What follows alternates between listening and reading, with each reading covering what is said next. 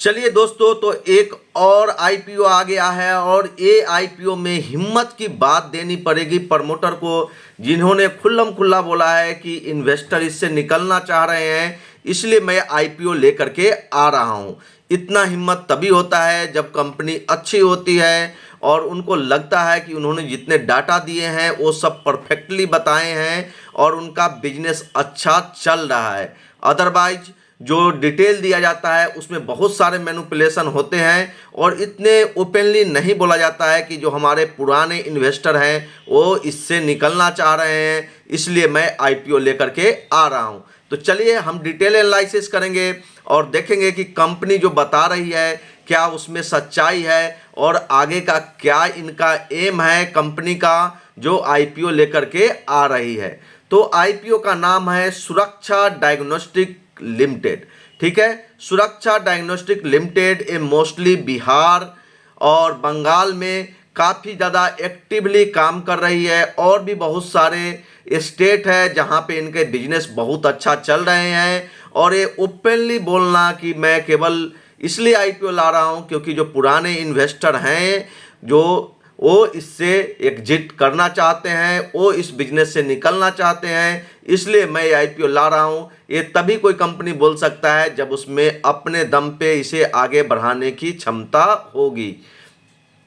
तो चलते हैं आईपीओ के डिटेल एनालिसिस करते हैं। आईपीओ का जो ओपनिंग डेट आपको दिख रहा है, आईपीओ ओपन हो गया है 29 नवंबर 2024 को और क्लोजिंग डेट जो है वो 3 दिसंबर 2024 का है। तो मात्र 3 दिन का टाइम दिया गया है। इसमें आप 29 तारीख को बिड लगा होगा और फिर आप देखेंगे तो 1 तारीख को 30 और 1 तारीख को कोई भी बिड नहीं लगेगा।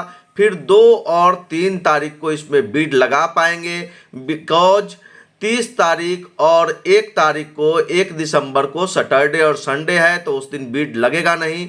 तो मात्र 3 दिनों का टाइम दिया गया है बिड लगाने के लिए और आईपीओ का जो प्राइस रेंज रखा गया है वो 420 से 441 का रखा गया है। आईपीओ का जो साइज है वो 846 करोड़ का आईपीओ का साइज है। लिस्टिंग कहाँ पे होगी? लिस्टिंग होगी बीएसई और एनएसई पे। लिस्टिंग डेट जो है वो 6 दिसंबर 2024 का है। मीन्स आप 3 दिन में ही आपका पैसा में हो सकता है कि 8 से 10% का प्रॉफिट आपको मिल जाए, क्योंकि 3 तारीख का लास्ट डेट है, क्लोजिंग डेट है। 3 तारीख को आपका पैसा ब्लॉक होगा और 6 दिसंबर को जो है लिस्टिंग डेट है। मीन्स 5 तारीख को ही अगर आपकी लिस्टिंग में आपको नहीं मिलता है, ये स्टॉक आईपीओ में अलॉटमेंट नहीं मिलता है, तो 5 तारीख को ही पैसा आपके अकाउंट में आ जाएगा। तो मात्र 2 दिन का आपका लॉक इन पीरियड रहेगा, आपका पैसा ब्लॉक रहेगा। तो क्या इस आईपीओ में पैसा लगाना चाहिए या नहीं, ये तो इनका पूरा प्रॉफिट एंड लॉस देखने के बाद, पूरा एनालिसिस करने के बाद ही पता चलेगा। तो आप हमारे साथ बने रहिए। आपको अगर अच्छा लग रहा है तो आप चैनल को सब्सक्राइब कर सकते हैं, बेल आइकन को ऑन कर सकते हैं और अपने फ्रेंड के साथ भी शेयर कर सकते हैं। अभी तक जितने भी आईपीओ का हमने रिव्यू किया है सब में जो हमारा व्यू था वो काफ़ी अच्छा गया है और काफ़ी अच्छा गेन मिला है लोगों को। चलिए, तो बिडिंग स्टार्ट बता ही दिया, बिडिंग इंड्स डेट आपके साथ सामने दिख रहा है। अलॉटमेंट का फाइनलाइजेशन जो है वो 4 दिसंबर को ही हो जाएगा। मीन्स 3 दिसंबर को आप पैसा लगाएंगे और 4 दिसंबर को आपको पता चल जाएगा कि आपको अलॉटमेंट मिला है या नहीं मिला है। 5 तारीख को आपका पैसा आपके डीमेट अकाउंट में, आपके बैंक अकाउंट में आ जाएगा। अगर आपको अलॉटमेंट नहीं मिलता है तो डीमेट में जो शेयर ट्रांसफर होंगे वो भी 5 दिसंबर को ही हो जाएंगे। अगर आपको अलॉटमेंट मिलता है तो आपके डीमेट अकाउंट में 5 दिसंबर को ही शेयर दिखने लगेंगे। और जो लिस्टिंग डेट है, आप जो सेल या बाई अगर दोबारा से करना चाहते हैं इसमें, तो डेट जो है वो 6 दिसंबर का है। चलिए अब आगे बढ़ते हैं, थोड़ा सा डिटेल एनालिसिस देखते हैं कि इनका अपडेट क्या है। तो अपडेट में इन्होंने बताया है, ये आपको सामने दिख रहा है। थोड़ा सा मैं शिफ्ट कर देता हूं जिससे कि आपको क्लियरली पूरा चीज़ दिखे। तो यहाँ पे दिखाया गया है कि Suraksha diagnostic IPO set to open on 29 November 2024 and will close on 3 December 2024। Suraksha diagnostic prominent provider of pathology, radiology and medical consistency service. ठीक है, the IPO is entirely an offer for sale of 1.92 crore share aggregating 8.846 crore.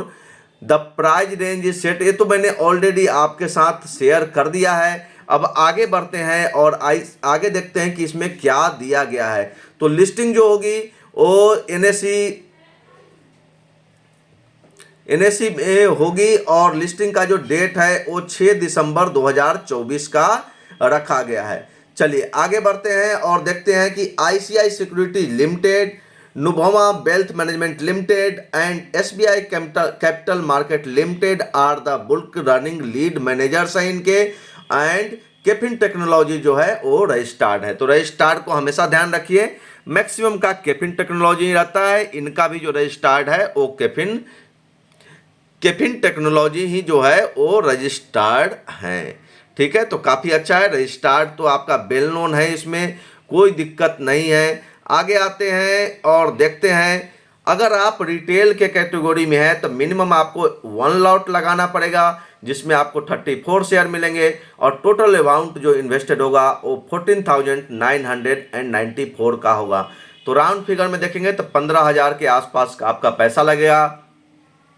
Retail के category में maximum lot जो लगा सकते हैं वो 13 lot है, जिसमें आपको टोटल शेयर जो मिलेंगे 442 शेयर मिलेंगे और जो टोटल अमाउंट इन्वेस्टेड होगा वो 1,94,922 रुपीज़ का होगा। चलिए स्मॉल HNI मिनिमम 14 लॉट लगा सकते हैं। नंबर ऑफ शेयर और अमाउंट आपको यहाँ पे स्क्रीन पे दिख रहा होगा। और स्मॉल HNI जो मैक्सिमम लॉट लगा सकते हैं वो 66 लॉट लगा सकते हैं। नंबर ऑफ शेयर्स दिख रहे हैं आपको और अमाउंट टोटल यहाँ पे आपको दिख रहा होगा।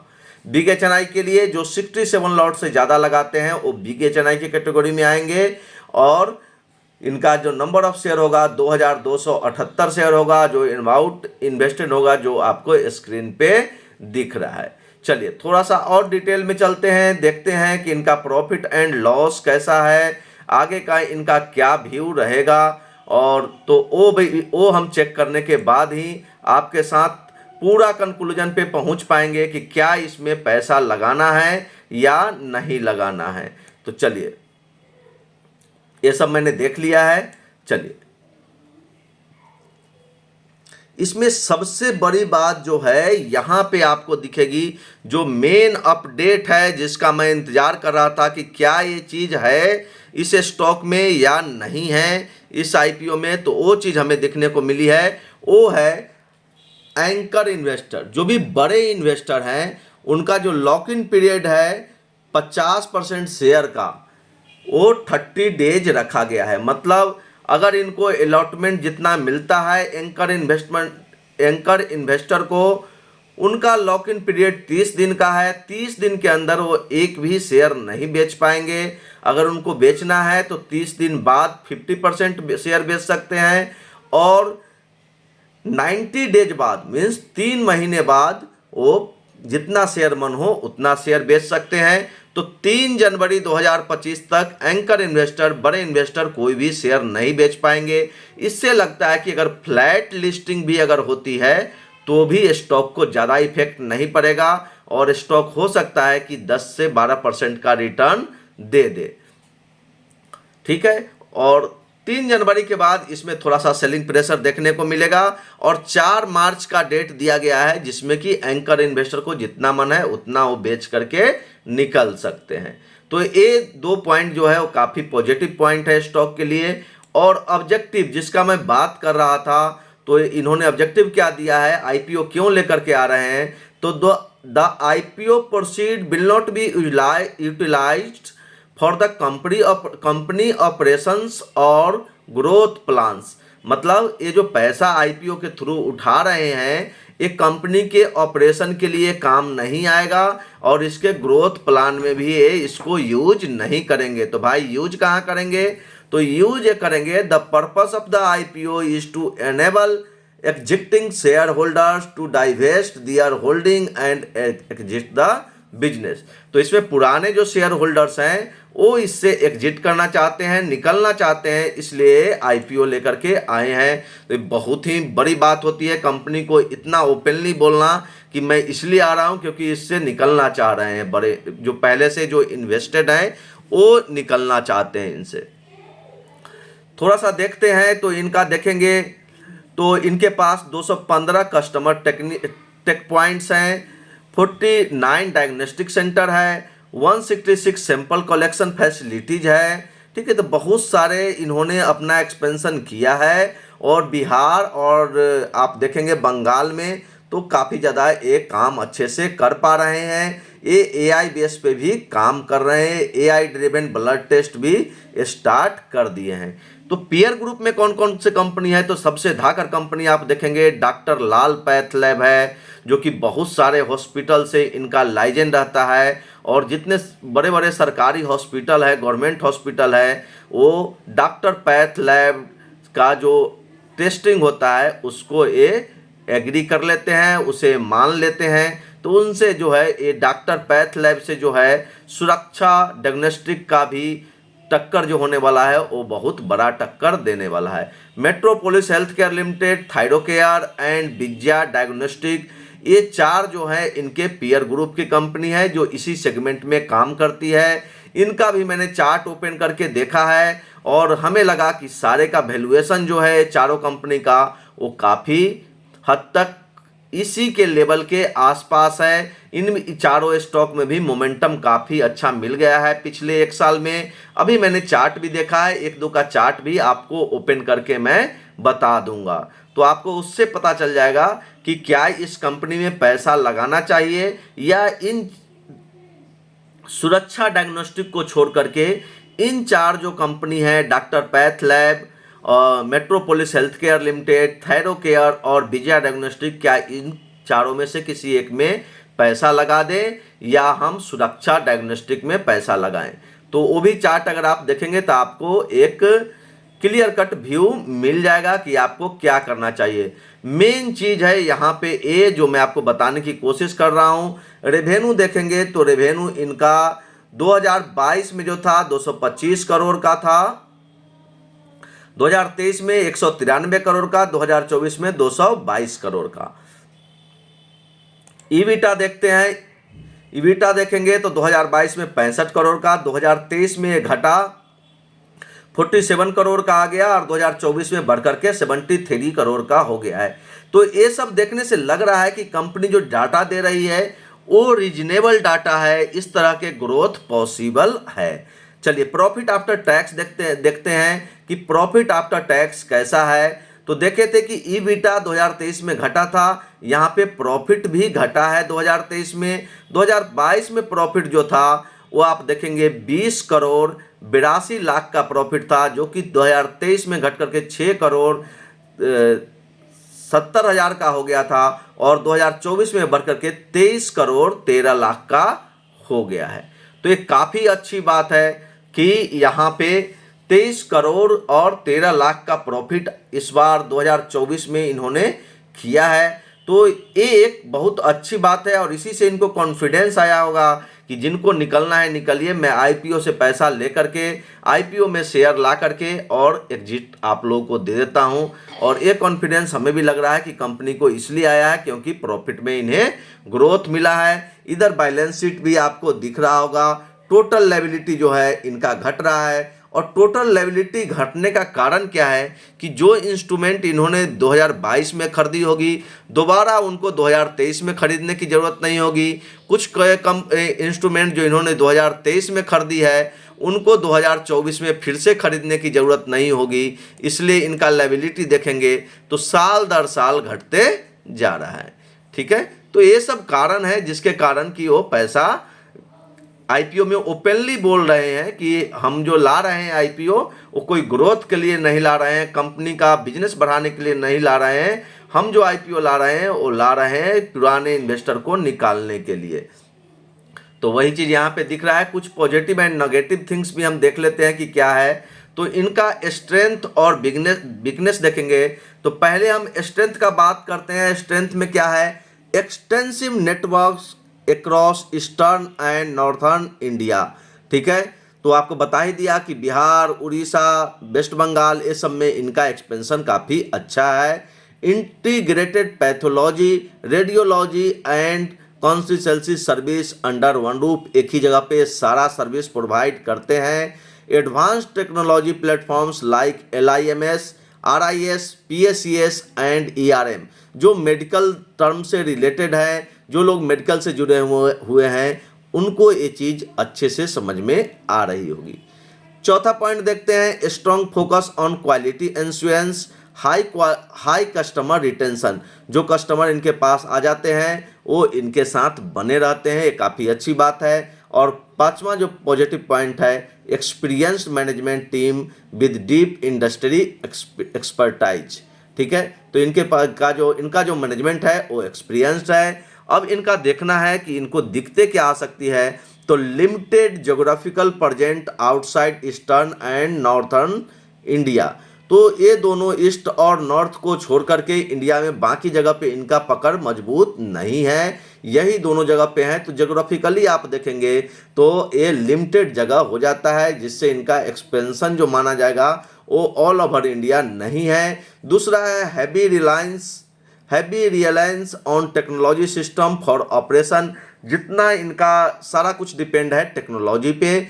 High competition from national diagnostic chains in expanding markets, अभी आपको बताया ही कि जो इनके पीयर ग्रुप की कंपनी है वो सब भी काफ़ी अच्छा ग्रोथ कर रही है, प्रॉफिट कर रही है। तो यही एक कंपनी नहीं है जो इस तरह के काम कर रही है, चार और कंपनी है। कुछ कंपनी ऐसे हैं जिनका नाम नहीं दिया गया है पीयर ग्रुप में, जैसे डॉक्टर रेड्डी वगैरह भी हैं, वो सब भी इस तरह के काम करते हैं, जो कि निफ्टी 50 में भी अभी ट्रेड कर रहे हैं। Dependence on fragmented market for growth opportunity, और fifth but not the least, vulnerability to economic and regulatory changes in its health care sector. तो हेल्थ केयर सेक्टर में बहुत सारे चेंजेज आ रहे हैं, ऑनलाइन डॉक्टर अवेलेबल हो जाते हैं जो कि बहुत कम पैसे में आपको ट्रीटमेंट या एडवाइस देना स्टार्ट कर देते हैं, वो सबसे इनके प्रॉफिटेबिलिटी पे अंतर पड़ेगा। चलिए अब दिखाते हैं चार्ट पे कि इनके पीयर ग्रुप हैं उन लोगों ने कैसा परफॉर्म किया है। तो यहाँ पे देखेंगे ये डॉक्टर पैथलैब का चार्ट है, और इसको मैं थोड़ा सा एडजस्ट करने की कोशिश करता हूँ जिससे कि आपको क्लियरली दिखाई दे, और थोड़ा सा मुझे स्क्रीन को और छोटा करना पड़ेगा तो आपको सही से दिखाई देगा, और थोड़ा सा मैं इसको टाइमली लाता हूँ। ओके, तो ये देखेंगे तो इसमें भी एक साल में लास्ट 1 ईयर में देखेंगे तो इसमें भी काफ़ी ज़्यादा एक्सटेंशन दिखा है, और आपको यहाँ देखने को मिलेगा कि प्राइस जो है वो ऊपर की ओर काफ़ी ज़्यादा चला गया है। जो लो लगा था 1800 के आसपास का लो था, और वहाँ से देखेंगे तो स्टॉक 3600 का हाई लगा करके अभी 3000 पे ट्रेड कर रहा है। आप कोई भी स्टॉक देखेंगे जैसे मेट्रोपोलिस हेल्थ केयर लिमिटेड भी देखेंगे, उसमें भी सेम चीज़ है। तो सारे स्टॉक ने अच्छा परफॉर्म किया है, और सब अभी ऑल टाइम हाई से थोड़ा ही नीचे ट्रेड कर रहे हैं। तो आपको हमें लग रहा है, अब हम आते हैं आपके पूरे एनालिसिस पे कि अब आपको क्या करना चाहिए, क्या इसमें पैसा लगाना चाहिए या आपको वेट करना चाहिए, तो वो चीज़ हम आपके साथ डिस्कस करते हैं। तो मेरा व्यू ये बिल्कुल क्लियर है कि अगर आपका व्यू थोड़ा लॉन्ग टर्म का है तो आप इसमें पैसा लगा सकते हैं। हो सकता है कि आपको लिस्टिंग गेन ना मिले। क्यों नहीं लिस्टिंग गेन मिलेगा? बिकॉज GMP जो अभी चल रहा है इसका वो 0 चल रहा है। कितना चल रहा है? 0 चल रहा है। 0 का GMP है। GMP 0 है किसका? सुरक्षा डायग्नोस्टिक IPO का। तो लिस्टिंग होने की जो संभावना है वो बिल्कुल फ्लैट है, तो फ्लैट पे ही लिस्टिंग होगी। हाँ, लिस्टिंग के बाद देखना जरूरी है कि प्राइस मूवमेंट कैसा रहता है। जनरली जो कंपनी सही से अपना डाटा पेश करती है, लिस्टिंग के बाद कम से कम 10 से 12% का अप मूव आता है, जैसे कि आपने NTPC के ग्रीन एनर्जी IPO में देखा था। तो इसमें भी संभव है कि आपको 10 से 12% का 2-3 दिन में मोमेंटम मिल जाएगा। 14-15 हज़ार की बात है। अगर आप इस कंपनी के डाटा से संतुष्ट हैं, बिकॉज डाटा मुझे बिल्कुल सेटिस्फाई कर रहे हैं। जो भी डाटा ये शेयर किए हैं वो बिल्कुल जेन्युइन लगता है देखने से। तो मुझे लग रहा है कि लॉन्ग टर्म के लिए भी और केवल लिस्टिंग गेन के लिए भी लग रहा है कि इसमें पैसा लगाना चाहिए, बिकॉज 10-15% अगर मिल जाता है आपको 2 दिन में तो मोर देन सफिशियंट है। और डिस्क्लेमर यह है कि मैं इसमें पैसा लगाऊंगा, लेकिन लास्ट दिन लगाऊंगा देख करके कि सब्सक्रिप्शन एटलीस्ट पूरा होना चाहिए। अगर फुल्ली सब्सक्राइब हो जाता है तो मैं ज़रूर 2 बजे के आसपास लगाऊंगा इसमें पैसा, और जब लगाऊंगा तब पोस्ट के द्वारा आप लोगों को अपडेट कर दूंगा।